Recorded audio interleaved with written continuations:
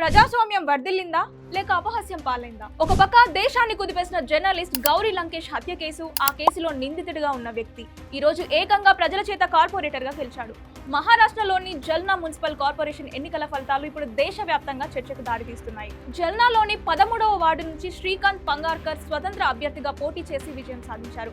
నిజానికి ఈయన ప్రస్థానం చాలా విచిత్రంగా సాగింది. 2001లోనే శివసేన తరపున కౌన్సిలర్ గా ఉన్న పంగార్కర్ ఆ తర్వాత హిందూ జనజాగృతి సమితిలోకి వెళ్లారు. ఇటీవల ఏక్నాథ్ షిండే నేతృత్వంలోని శివసేనలో చేరాలని ప్రయత్నించిన తీవ్ర అభ్యంతరాలు రావడంతో ఆయన అభ్యర్థిత్వాన్ని నిలిపివేశారు. చివరకు ఇండిపెండెంట్ గా నిలబడి బీజేపీ మరియు ఇతర పార్టీల అభ్యర్థులను ఓడించి మరీ గెలిచారు.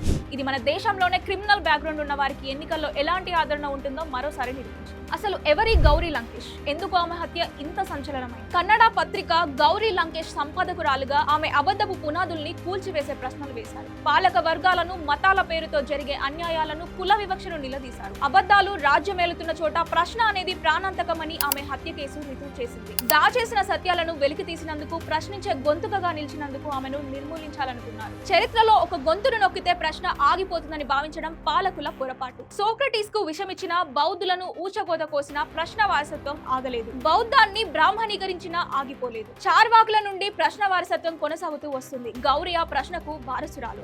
సంకుచితపు భావాల, ధర్మాన్ని ప్రశ్నించిన బసవడి ప్రగతిశీల భావాల వారసురాలు. నిందితులు ఎన్నికల్లో గెలవచ్చు, కానీ వారు చంపాలనుకున్న ప్రశ్న గెలిచిందా, ఓడిపోయిందా? నేరస్తులకు పట్టం కడుతున్న ఈ సమాజం ఎటువైపు వెళ్తోంది? ఆలోచించండి. మీ అభిప్రాయాన్ని కామెంట్స్ లో పంచుకోండి.